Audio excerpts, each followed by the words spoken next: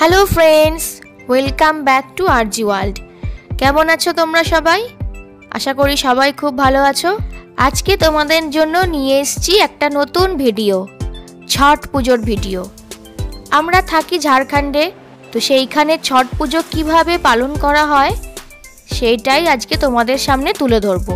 ভিডিওটা দেখতে থাকো, অনেক তথ্য তোমরা জানতে পারবে এই ভিডিওতে। আশা করি তোমাদের ভালো লাগবে। ছট পূজা হলো সবচেয়ে বিশিষ্ট উৎসব, যা উত্তর ভারতের বিহার রাজ্য এবং উত্তরপ্রদেশ ও নেপালের কিছু অঞ্চলে উদযাপিত হয়। ছট একটি বিশিষ্ট উৎসব। হিন্দু ক্যালেন্ডারের কার্তিক মাসের 6তম দিনে এই উৎসবটি শুরু হয়।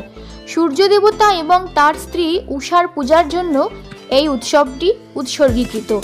এই উৎসবটি পৃথিবীতে জীবনকে সমর্থন করার জন্য ঈশ্বরকে ধন্যবাদ জানাতে এবং ঐশ্বরিক সূর্য দেবতা এবং তার স্ত্রীর আশীর্বাদ পেতে উদযাপন করা হয়। হিন্দু ধর্ম অনুসারে এটি বিশ্বাস করা হয় যে সূর্য বিভিন্ন স্বাস্থ্যের অবস্থা নিরাময় করে এবং দীর্ঘায়ু, অগ্রগতি, ইতিবাচকতা, সমৃদ্ধি এবং সুস্থতা প্রদান করে। কঠোর নিয়ম নিষ্ঠা এবং ব্রত পালনের মধ্যে দিয়ে 4 দিন ধরে চলে এই ছট পূজা। আচার ও ঐতিহ্যের মধ্যে রয়েছে উপবাস, উদয় ও অস্তগামী সূর্যের প্রার্থনা, পবিত্র স্নান এবং জলে দাঁড়িয়ে ধ্যান করা। বিহার, ঝাড়খণ্ড, পূর্ব উত্তরপ্রদেশ, মধ্যপ্রদেশ, ব্যাঙ্গালোর, চণ্ডীগড়, গুজরাট, ছত্তিশগড় এবং নেপালের অঞ্চলগুলি সহ ভারতের অন্যান্য অনেক জায়গায় এই ছট পূজা উদযাপিত হয়। রামায়ণ এবং মহাভারতের সঙ্গে ছট পূজার কিছু যোগ রয়েছে। বিশ্বাস করা হয় যে ছট পূজার সূচনার সাথে ভগবান রাম জড়িত। কথিত আছে যে ভগবান রাম যখন অযোধ্যায় ফিরে আসেন তখন তিনি এবং তার স্ত্রী সীতা সূর্য দেবতার সম্মানে উপবাস করেছিলেন এবং কেবল অস্তগামী সূর্যের সাথেই তা ভঙ্গ করা হয়েছিল। সেই থেকেই পরবর্তীকালে এটি ছট পূজায় রূপ নেয়। আবার আমরা সকলেই জানি মহাভারতের বিখ্যাত চরিত্র কর্ণকে, যিনি ছিলেন সূর্য দেবতা ও কুন্তির সন্তান। কথিত আছে যে কর্ণ সাধারণত জলে দাঁড়িয়ে প্রার্থনা করতেন। এছাড়াও দ্রৌপদী ও পাণ্ডবরা তাদের রাজ্য ফিরে পাওয়ার জন্য এইরকমই সূর্য দেবতার পূজা করেছিলেন। এই ছট পূজাই কিন্তু একমাত্র বৈদিক উৎসব যা আজও ভারতে পালিত হয়। ছট পূজা একমাত্র হিন্দুদের উৎসব যেখানে সমস্ত উৎসবের, সমস্ত আচার অনুষ্ঠানের কিছু না কিছু বৈজ্ঞানিক কারণ রয়েছে। ব্যাবিলিয়ন এবং প্রাচীন মিশরীয় সভ্যতাতেও সূর্য দেবতার প্রার্থনা করার নানা রীতি প্রচলিত ছিল। পবিত্র স্নানের মধ্যে দিয়ে শুরু হয় অবাঙালি হিন্দুদের এই উৎসব। পরের দিন হয় খরনা অর্থাৎ শুদ্ধিকরণ। সন্ধ্যায় প্রসাদ হিসাবে তৈরি করা হয় গুড়ের ক্ষীর। সারাদিনের উপবাস ভাঙা হয় এই প্রসাদ খেয়ে। সূর্যোদয় এবং সূর্যাস্তের সময় সূর্যদেবকে অর্ঘ্য নিবেদন করা হয়। সঙ্গে দান করা হয় ঠেকুয়া, কলা, মরশুমি ফল, আখ ইত্যাদি। শাস্ত্রমতে সূর্যদেবের মধ্যেই নিহিত থাকে প্রাণশক্তি। এছাড়াও তার ভীষণ তেজে ধ্বংস হয়ে যায় রোগ জীবাণু। তাই সূর্যদেবের প্রভাবে পরিবারের লোকজনকে সুস্থ রাখতেই এই পূজা করা হয়। এই উৎসবে কোনো মূর্তি পূজা করা হয় না। এমনকি শুধু মহিলারা নন, সন্তান ও পরিবারের মঙ্গল কামনায় উপোস করেন পুরুষরাও। সূর্যদেবের সঙ্গে সঙ্গে পূজিতা হন ছটি মাইয়াও। আবার তাকে ছট লক্ষ্মীও বলা হয়। মতপার্থক্যে ছটি মাইয়া হলেন মা ষষ্ঠীর রূপ, আবার সূর্যদেবের বোনও বটে। তাই পূজা করা হয় সূর্যদেবের। ষষ্ঠী পুজোর দিনে সন্ধ্যায় দান করা হয় সান্ধ্য অর্ঘ্য। কার্তিক শুক্লা চতুর্থী থেকে কার্তিক শুক্লা সপ্তমী অবধি চলে এই পুজো। এই ব্রতে রয়েছে টানা 36 ঘন্টা উপোসের উপাচারও। নারী পুরুষ নির্বিশেষেই পালন করেন এই ব্রত। ভারতে সূর্য উপাসনার জন্য প্রসিদ্ধ একটি পার্বণ হলো ছট পূজা। এটি বছরে 2 বার পালিত হয়। প্রথমবার চৈত্র মাসে হয় চৈতি ছট এবং দ্বিতীয়বার কার্তিক মাসে হয় কার্তিকী ছট। পারিবারিক সুখ সমৃদ্ধি তথা মনোবাঞ্ছিত ফল লাভের জন্যই এটি পালন করা হয়। আর নারী পুরুষ সমানভাবেই এই উৎসবে অংশগ্রহণ করে থাকে। নেপালি, মৈথিলি এবং ভোজপুরি ভাষায় ছট শব্দের অর্থ হলো ষষ্ঠ। এই উৎসবটি কার্তিক মাসের ষষ্ঠ দিনে অনুষ্ঠিত হয় বলে এই পূজার নাম ছট পুজো।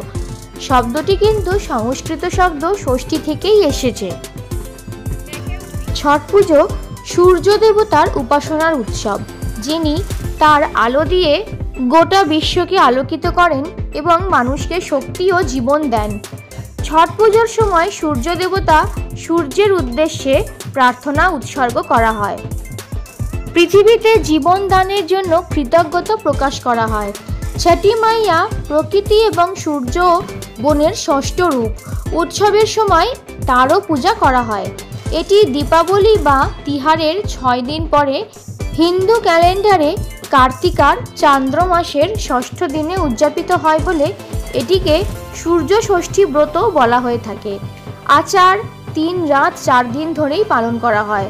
তার মধ্যে রয়েছে পবিত্র স্নান, উপবাস, পানীয় জল থেকে বিরত থাকা, জলে দাঁড়ানো এবং সূর্য উদয় এবং অস্ত যাওয়ার জন্য প্রার্থনা এবং অর্ঘ্য প্রদান করা।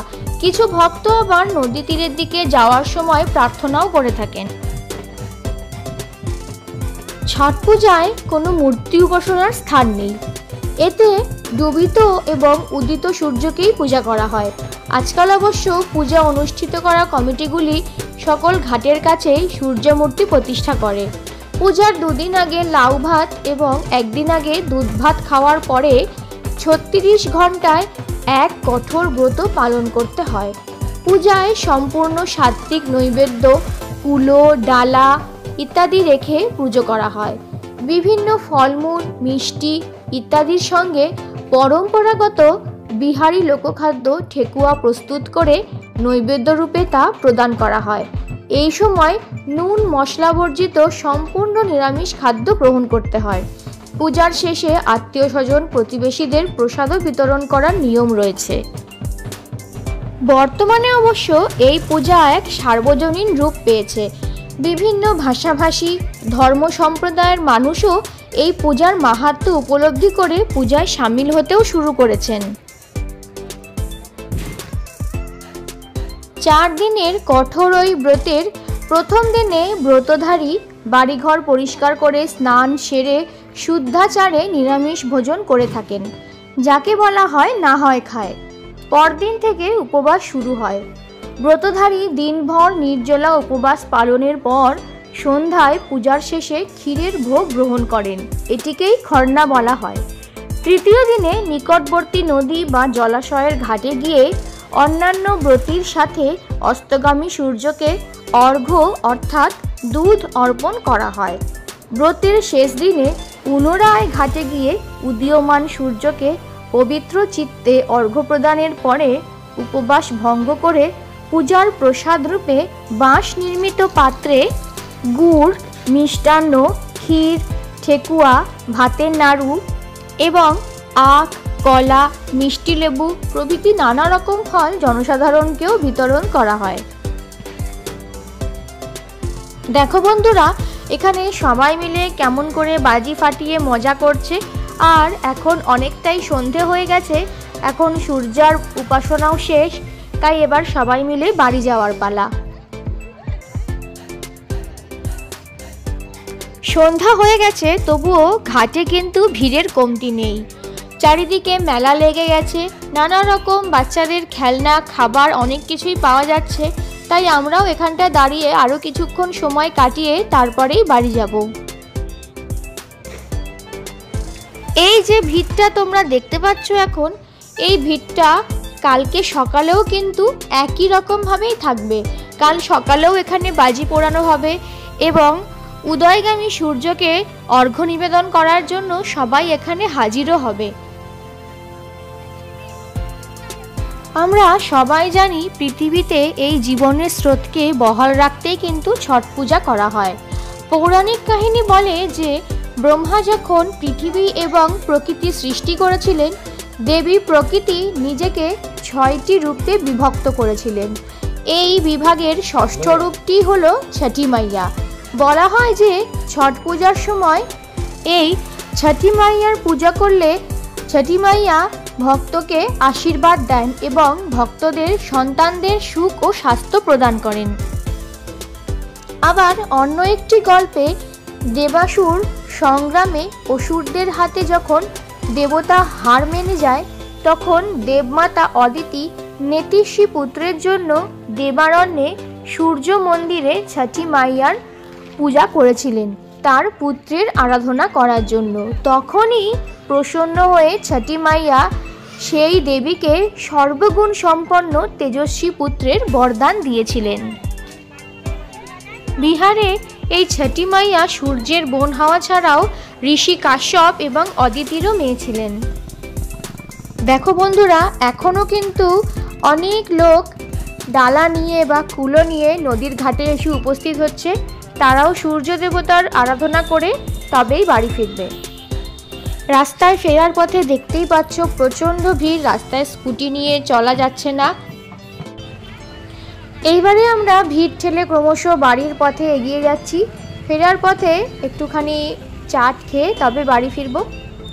আজকের ভিডিওটা আমি এই পর্যন্তই রাখলাম। কেমন লাগলো ভিডিওটা তোমাদের অবশ্যই তোমরা কমেন্ট করে জানিও, এবং কে কে তোমরা ছট পুজো করেছো সেটাও কমেন্ট করে জানিও।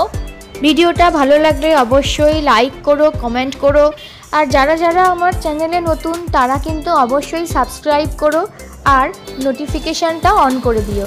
দেখো, কথা বলতে বলতে চলে এসেছি আমরা চাটের দোকানে। এই দোকানে খুব ভালো চাট বানায়। আমি নিয়েছিলাম দই বড়া আর ওরা দুজন নিয়েছিল ঘুগনি চাট। এনার কাছে সব সময় প্রচণ্ড ভিড় হয় আর এনার পরিবেশন করার ধরনটাও খুব সুন্দর। আর আমাদের এই চাইবাসাতে অন্যান্য ফাস্টফুডের থেকে এইসব চাটের দোকান খুব বেশি চলে। ঘুগনি চাট, ফুচকা চাট, পাপড়ি চাট, লিট্টি চোখা, ফুচকা, মিষ্টি ফুচকা, নানা রকম খাবার এখানে খুব বেশি চলে, তাই এগুলো খুব বেশি পরিমাণে বিক্রি হয়। আর সত্যি কথা বলতে বাইরে বেরিয়েছি তবু কিছু খাবো না, এটা তো হতেই পারে না, তাই না? না খেলেই মনে হয় যেন কিছু করিনি কি বন্ধুরা, তাই তো? আবার দেখা হচ্ছে তোমাদের সঙ্গে একটা নতুন ভিডিওতে। ততক্ষণের জন্য ভালো থেকো, সুস্থ থেকো।